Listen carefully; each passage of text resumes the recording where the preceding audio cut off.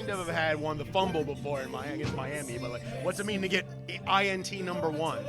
That was my first legit pick for sure. You know, going up and getting it with a broken finger.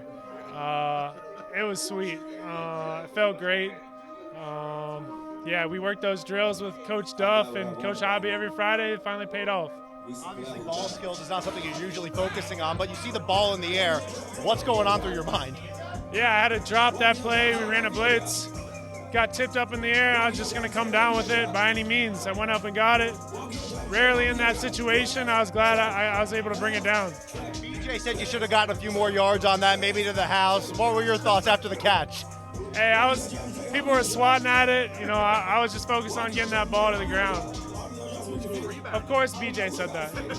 Pulling your basketball skills out with the rebound. Yeah. Yeah. When did you break your finger? Kansas City, week 2. Oh, so you've just been playing one of many injuries, right? Yeah, no, I only got one more week in this splint, but with all my fingers taped, was still able to catch it. What has this meant to you guys defensively the last 2 weeks to make so many plays, to earn these kind of like gritty, tough wins, even though the offense hasn't put up as many points as they have been? Yeah, to go on the road and put on these types of performances when we're facing so much adversity and so much noise from the outside, it's really it builds your character as a team, forms your identity to go through that together and see how people will react. Nobody switched up, nobody really turned on each other. We just found solutions, and that's the sign of a team that can play a lot of football. And you kind of at some point have to go through that. And I'm sure there'll be more. That's football. Winning teams always talk about complementary football, Sam. Last 2 weeks, do you guys feel like you're kind of approaching that? Yeah, I think that this location is historically really hard for us to play at. I think Charlie Jones making that play to start the game took a lot of pressure off us to play with the lead. We've always been down, trying to claw our way back up here against that great pass rush and crowd noise. So to have that, and then defensively to be able to get some stops and run the ball like we did, and there's still more work to be done, but I think that we definitely put on more of a complimentary effort. You won an AFC North game, and when you're supposed to win one, that was special teams and defense. Yeah, big win in the division. We don't take those games lightly.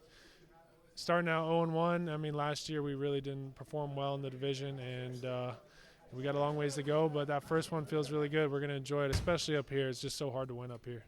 Bring up how hard it is to win up here. You guys haven't won up here since 2017. Yeah. You specifically, being a Cincinnati kid, does it mean a little extra for you going home with a win? Yeah, this is the Battle of Ohio. I don't know why we've struggled against the Browns so much throughout my career, but I think they got a lot of great players, great organization. So to get this win means a lot to us in the division. You went down the interception. Looked like it was you dropped. Yeah, it was a pressure. I was playing run first, drop out to my location. I think the receiver bobbled it. Ball was up in the air. A bunch of people went up with it and came down with it. Yes, I was right there going for the ball. I didn't see what happened. Just saw him go down. I didn't see anything. 2 weeks of you guys being healthy up front. You guys showing flashes of what you may be expecting in the preseason? Yeah, no doubt. Me personally, I know that, when I'm tired, I empty the bucket. I can call on Miles. He'll come in, play at a high level, and then when I'm out there, I feel like I can make more of an impact.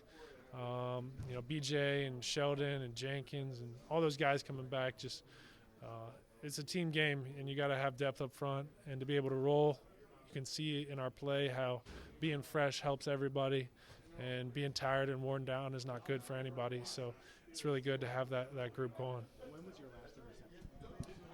My last interception was against Maryland in 2015 on a cover 3 simulated pressure. So you'll remember this one forever then, too. I will. It's a cover 2 simulated pressure. So you dropped, obviously. Yeah, I did. I dropped to the sideline, hit Trout, stole the ball from Garyon Conley.